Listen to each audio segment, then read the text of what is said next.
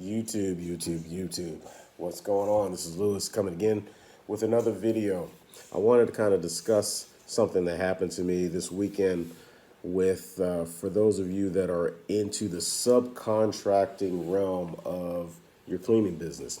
So for those of you that do not understand subcontracting, you have what's called 1099 subcontractors, and those are contractors or cleaners that work for you, and you pay them as subcontractors. But what I'm speaking of is subcontracting another company to do a job for you. So you can have another cleaning company do an account. For instance, you may have an account that may be too big for you. You don't have enough employees to kind of handle that issue, and you decide to subcontract an account that you have to another cleaning company to handle that business, and then take a percentage of that from that account. The issue that I had this weekend is I subcontract my carpet cleaning. So my carpet cleaner is a guy that has done a lot of work for me in the past, and I decided to start using him solely because he's dependable. He does a great job. The clients that I've had him clean their carpets for, all of them have been absolutely satisfied with his work. So I brought him on as the person that I use for my carpet cleaning. So the issue is that we had a cleaning company. Well, I'm sorry, we had an apartment complex that is owned by this gentleman, and we've done it before where we've gone and cleaned one of the apartments that he was leasing out. Well, this time we had him. He contacted us to clean a carpet in one of the apartments that he was about to lease out. But I didn't go look at it. Issue number one. So my carpet cleaner got out to the location. He had to get into the location. He finally got in, and it turns out that the apartment, the person had already started moving in, so there was furniture in the apartment that would have gotten in the way of him doing his job effectively and efficiently. And then also, the second issue is that the apartment hadn't been cleaned prior to my carpet cleaner getting there. So my carpet cleaner would have had to vacuum and clean and do all this other stuff prior to doing the job that he needed to do. So this was actually my day off, and I put that in quotes because as an entrepreneur, you're never really off.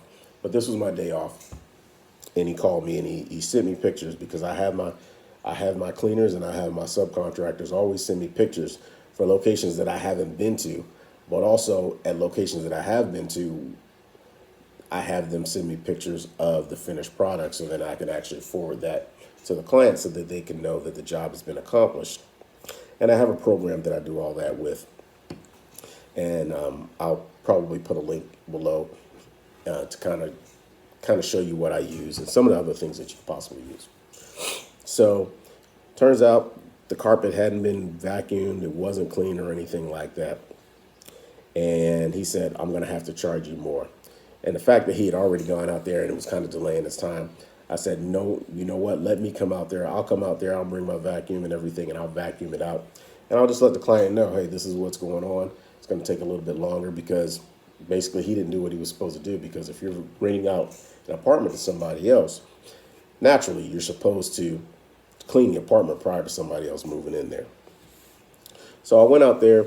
I vacuumed it out. I didn't do a clean because we weren't getting paid to do that, but I did use that as a chance to kind of upsell him on the idea, okay, in the future you may want to do something like this, and if you're looking for somebody to clean these apartments, then hey, we're available, and we can service that location the same time as we're servicing you for the carpet cleaning, and kind of bundle that into the price.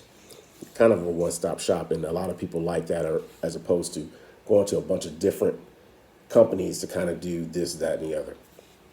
So I get out there, I do the vacuuming, and my carpet cleaner is able to start doing the carpet cleaning process of it, and it was smooth. But the issue that I realized is that I personally have to put in place some type of process or procedure where if I can't get out there to actually see the location, and I never suggest doing a job without seeing a location prior, because it kind of helps you determine what needs to be done. In this situation, it was kind of quick. He needed it done like the next day. My schedule was booked, and I didn't have anybody to go out there and look at it. That happens. You have to be able to have systems in place to kind of combat that if it doesn't go in your favor, and it didn't go in my favor.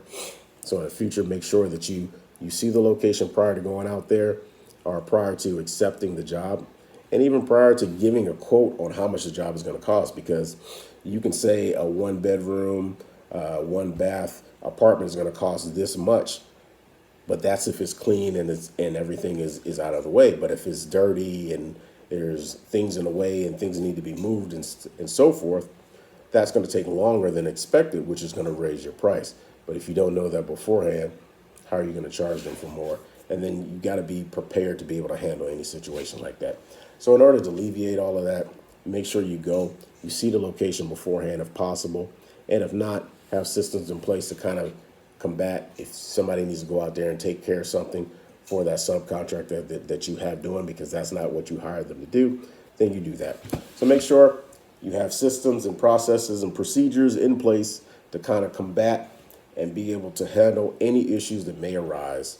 See the location first. Don't give a quote on a sight unseen place. With that being said, please check the description below. I have a lot of options, a lot of links below where you can get one-on-one consultation. If you're trying to start your own cleaning business, there's a link below for Clean Biz Network. AJ Simmons, the Clean Biz Network group that I'm in, that's helped me tremendously get to the point that I'm at, and it can help you also. There's a link below for that, and also many things below also to kind of help you get through the process, the journey, and the grind of starting your own cleaning business. So this is Lewis from Squeaky Clean Commercial Cleaning Company here in Columbia, South Carolina. You guys have a blessed day. Until next time.